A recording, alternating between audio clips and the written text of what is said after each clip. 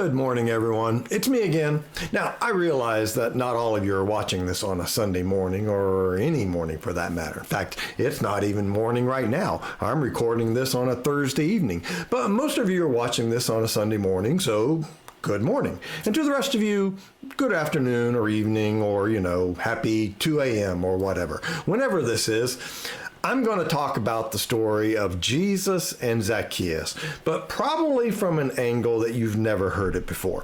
At least I hope it's from an angle you've never heard before. Certainly an angle I've never approached it from, but that's what happens when you slow down and spend some time in the text. You see some things that you've never noticed before, and then when you do, you're like, Anyway, I'm glad you've joined me whenever it is where you are. Don't forget to help me out if you're so inclined by hitting the like button or also subscribing. Leave a comment, and if you can, watch it all the way through to the end. Okay, let's get into it.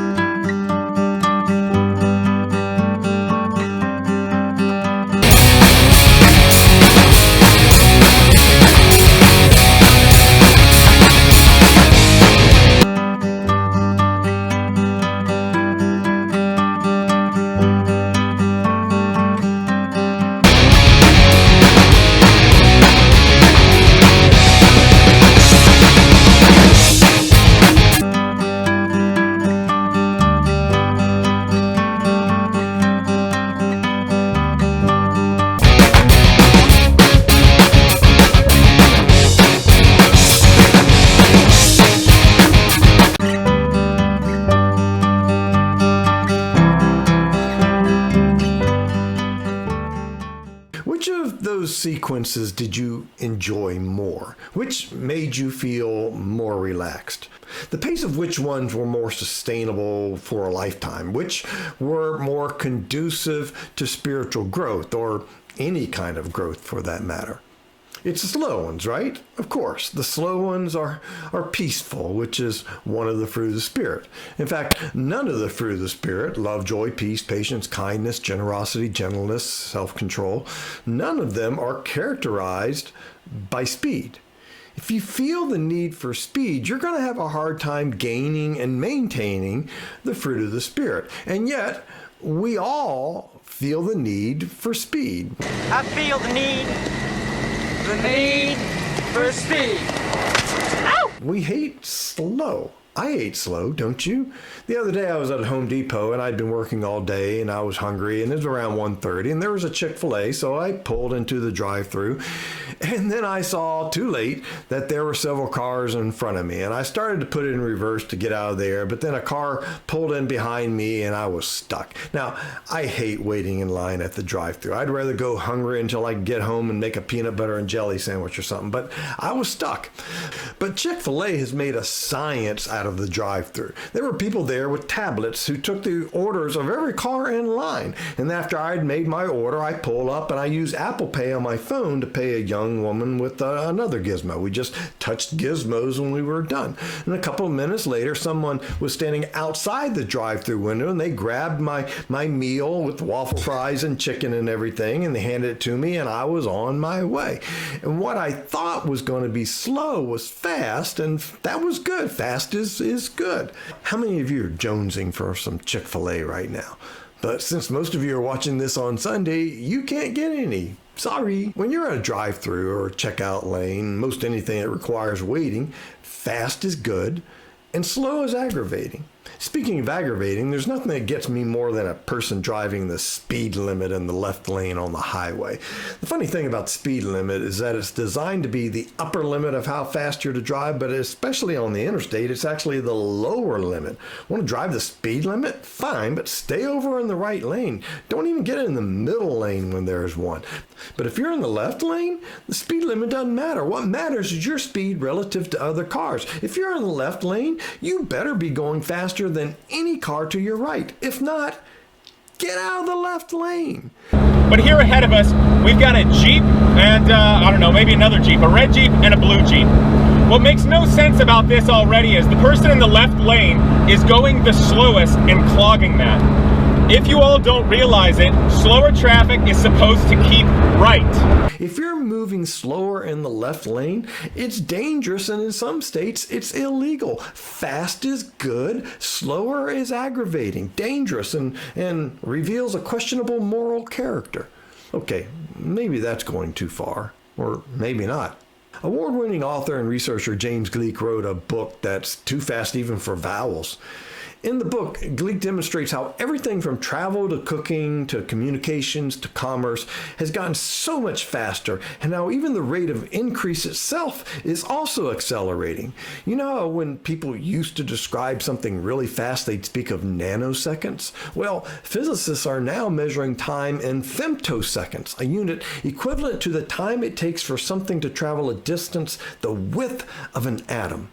And Gleick's book is over 20 years old. Things have only gotten faster since then. Businesses today are constantly working to shrink advertising, bidding, ordering, manufacturing, and delivery times to this kind of scale and rate. Speed is God, said Hitachi Corporation's David Hancock, and time is the devil. What has happened in science and industry has also happened in the domestic dimension, as the pace of our lives has steadily ramped up to a level almost unheard of a generation ago. For most of the people you and I know, the throttle is stuck on fast and the RPMs are in the red zone. We are constantly rushing to cover the bases, to get to all the places, to keep up the competition, to meet our obligations, to leverage all the opportunities that life today presents. And the thing is, we like it this way. We like it this way. We like a lot of things that are faster than they used to be. Drive-through lanes, faster. Popcorn, faster. Cooking fresh vegetables, faster. How about grilling? I love the taste of food cooked over charcoal, but I don't own a charcoal grill anymore, because by the time I can dump out the old coals and put in fresh briquettes and get them lit and wait for them to turn that perfect gray color to start cooking, on a gas grill, I'd already be turning the meat over. Czech novelist Milan Kundera said that speed is the form of ecstasy the technical revolution has bestowed on man, and we are hooked on this ecstasy. And like with the drug addiction, there's a cost. In 1997, Jon Stewart did a great interview with George Carlin. Now, those were two of the most intelligent people in entertainment. You may not agree with them on a lot of things, but they're worth listening to. You know, if the only people you listen to are people you already agree with, well, that's kind of a form of narcissism, because you're just essentially listening to yourself and enjoying it way too much. So anyway, Jon Stewart asked Carlin about drug use and creativity, and listen to what he said. I think there's a degree of luck and intellect involved in giving up things that hurt you. The drug and alcohol thing, it seems to me, comes down to this. Drugs and these things are wonderful. They're wonderful when you try them first. They're not around for all these millennia for no reason. First time, mostly pleasure, very little pain, maybe a hangover. And as you increase and keep using whatever it is, the pleasure part decreases and the pain part, the price you pay, increases until the balance is completely the other way, and it's almost all pain and there's hardly any pleasure. At that point, you would hope, then the intellect says, oh, this doesn't work anymore. I'm going to die and I'll do something. But you need people around you who can help you, and you need something to live for. You have to have something to look forward to bring you out of it. You know, there are a lot of people who don't have a lot to live for, and they're sort of stuck inside. Was there ever any? At its worst, this addiction to faster can kill you. I mean, literally kill you. It has a physiological effect on your body, on your health. Adrenaline is in our bodies for rare occasions when we need to fight for our lives or run for our lives, but we were never designed to run on a constant flow of adrenaline. It races the heart, it raises the blood pressure, it increases respiration. Do that often enough, do it constantly, and you will get to know your cardiologist quite well if you're lucky enough to make it to see them. But moving faster and faster will kill you spiritually. One of the effects of adrenaline is that it hyper-focuses your attention, which means you see very well one thing, but miss the myriad of other things that are all around you. Maybe we don't actually drop dead of a heart attack at 50 or suffer a stroke, but bit by bit, we lose the ability to feel the deep substance or joy of life. Maybe we start drinking too much, trying to slow down the engine after it's been racing too hard. In the name of all kind of good things, we can drive so quickly down life's road that we actually miss the beauty of people and the world around us. I mean, the glory was right there all around us, but we were flashing by too fast on the highway to notice it. And when we go back and finally turn aside, it's gone. We can get to living so pedal to the metal that those who are trying to keep pace with us are inadvertently destroyed. Because even if we're comfortable with these RPMs, they're just not built for our velocity. I know it sounds strange, but I think we can actually get moving faster than the speed that God uses. We can fail to see or hear the moments of opportunity that he presents to us when they come. We're going to look at an episode from Jesus' life over in Luke 19. But before we go there, I want to mention an interesting thing that Mark does in his gospel. One of Mark's favorite words is immediately. It's used 97 times in the whole Bible, but a third of those are in the Gospel of Mark. It's the gospel account that's in a hurry. Things are always happening immediately. But it's also the gospel in which Jesus is constantly being interrupted, or maybe more precisely, Jesus allows himself to be interrupted. It's like everything around him is happening at breakneck speed, but Jesus is constantly jumping off the merry-go-round to help someone. He jumps off to help a guy with a demon. He jumps off to help a leper. He jumps off to heal a paralytic. He jumps off to talk with a woman who touched his tassels and was healed of a lifelong affliction. These are all the people that everyone was too busy to see, moving too fast to help. Helping means slowing down. Helping means stopping. And no one's got time for that, except Jesus. That's over in Mark, but something similar happens in Luke 19. This is the story of Zaccaeus, that wee little man who climbed up a sycamore tree to see over the crowds of people who were hurrying along with Jesus. But I'm not going to talk much about Zaccaeus. I want us to look at Jesus. So look at Luke 19, verse 1. He entered Jericho and was passing through it. Let's stop for a second and look at this one verse. It says that he was passing through Jericho. Jericho wasn't his destination, his stopping point. It was just on the way to his destination. His destination was Jerusalem.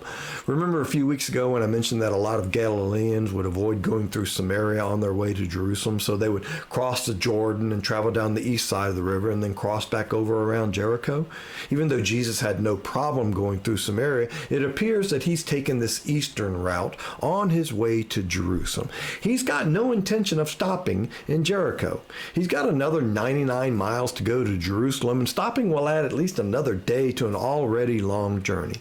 But watch what happens. A man was there named Zaccaeus. He was a chief tax collector and was rich. He was trying to see who Jesus was, but on account of the crowd he could not, because he was short in stature. So he ran ahead and climbed a sycamore tree to see him, because he was going to pass that way. When Jesus came to the place, he looked up and said to him, "Zaccaeus, hurry and come down, for I must stay at your house today." So he hurried down and was happy to welcome him. Two things happen here that we need to pay attention to. Twice we're told that Zaccaeus was trying to see Jesus, but it was when Jesus came to where Zaccaeus was up in that tree that he looked up and he saw Zaccaeus, and it was his seeing that made the difference. I've seen famous people a number of times in my life, mostly sports figures. A few years ago, I was at Camden Yards for an O's game, and Rick Dempsey, who was World Series MVP in 1983 and then was serving as one of their TV commentators, walked right by me. He was on his way and seemed to be in a hurry. I saw him, but he didn't see me, so nothing happened. He didn't say hi, didn't stop for a picture or anything. My seeing him didn't mean anything without him also seeing me. Zaccaeus wanted to see Jesus, but seeing Jesus wouldn't have meant anything had Jesus not seen him. But he did, and he stopped. Jesus was just passing through until he wasn't. He saw a man and he stopped. The seeing was important. The stopping was crucial. Most times we're going so fast we don't have time to notice things, to notice people. But even when we do, we're in too big a hurry to stop. When I'm on my way somewhere, the only thing I want to do is get there and to get there as quickly as possible. Jesus was on his way somewhere, but he had different goals. He knew he'd get to Jerusalem eventually, but not at the expense of noticing the people in the trees along the way. Here's the other thing we need to pay attention to. Once Jesus saw Zaccaeus and stopped, he got in a hurry. Did you notice that? Listen to what he says to Zaccaeus. Zaccaeus, hurry and come down, for I must stay at your house today. So he hurried down and was happy to welcome him. Most of our hurrying involves people or tasks or things. We're in a hurry to get somewhere, to do something, to get something as quickly as possible, like waffle fries. Jesus didn't care about that stuff. But when it came time to invest in people, that's when things got urgent with Jesus. Think about it. Most of the things you're going so fast to see, to do, to get, they're not going anywhere. I mean, Jesus was on his way to Jerusalem, but Jerusalem wasn't going anywhere. It was still there when he arrived a day or two later than he intended. And the things he planned to do once he got there, he still did them. He still threw out the money changers. Didn't matter if he did it on a Tuesday rather than on a Monday. If he had arrived a week later, do you think the temple leaders and the Romans would have been like, we'd have crucified him last week, but no way we can do it this week. There was nothing ahead of him that really required any urgency. But Zaccaeus wouldn't have been in that tree a week later. And Jesus wouldn't have been able to have supper with him in a few days. And all those people who had been defrauded by Zaccaeus would have still been defrauded instead of having everything returned to them 4 times over, like what happened because Jesus did stop and did call Zaccaeus down from the tree and did have supper with him. Few things are worth going fast for. Few people aren't worth slowing down for. Jesus knew the difference. He knew what was important and what was worth the urgency that most people feel all the time. And you know how he learned to notice, learned how to slow down, learned how to stop? Practice. Practice? We're talking about practice, man. We're talking about practice. We're talking about practice. Yeah, this wasn't the first time Jesus had done something like this. You read the Gospels, and Jesus was constantly being interrupted. And more importantly, when he was interrupted, he paid attention. Who touched me? He asked in a crowd of people on a busy Jerusalem street. Lots of people were touching him, but one touch was different, and he noticed, and he stopped, and he paid attention to a woman who stood before him whole for the first time since before she could remember. The most important question to answer isn't how did Jesus do it, but how can we? But to answer that first question is to answer the second. Jesus was able to do the significant deeds he did when he was under pressure in public because of the spiritual disciplines he observed in private. Even though there was tremendous public pressure upon him to keep charging ahead, Jesus was able to slow down and stop at a critical moment on that Jericho street because he had practiced slowing down and stopping through a regular discipline of Sabbath keeping. See, the focus of Sabbath keeping isn't about what you have to do. Like, I have to go to church, or I have to mow the grass and get ready for work the next day, that kind of thing. No, that's not what you do on a Sabbath. That's just what you do on a Sunday. Sabbath keeping is the discipline of slowing down. It's about stopping. That's literally what the word means. And it's about noticing. It's about reminding yourself of what is really worth hurrying about and what isn't. There's a hurry that brings life, and there's a hurry that sucks life out of you. Sabbath keeping is about reminding yourself of the difference. Jericho is one of those places that had many dazzling and distracting opportunities, but when Jesus looked up in that tree, he didn't see an opportunity, an opportunity to share the gospel, an opportunity to gain a convert. He didn't see an opportunity. He saw a person. Jesus practiced seeing people, not things, not tasks, not opportunities. And that's a spiritual discipline as well. So try it sometimes. Go someplace interesting, but not to see the interesting place, but to see the people at the place. Just notice them. Watch them. Notice the ones that seem engaged and the ones that are distracted.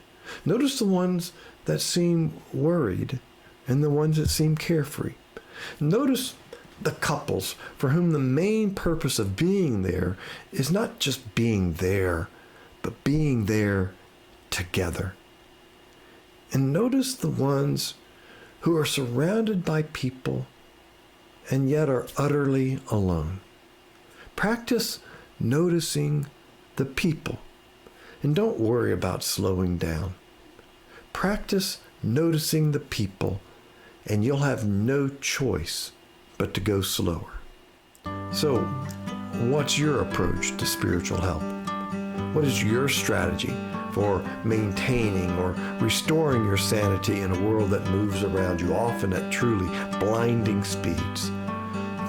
Discover a spiritual discipline of slowness and begin incorporating that into your daily life.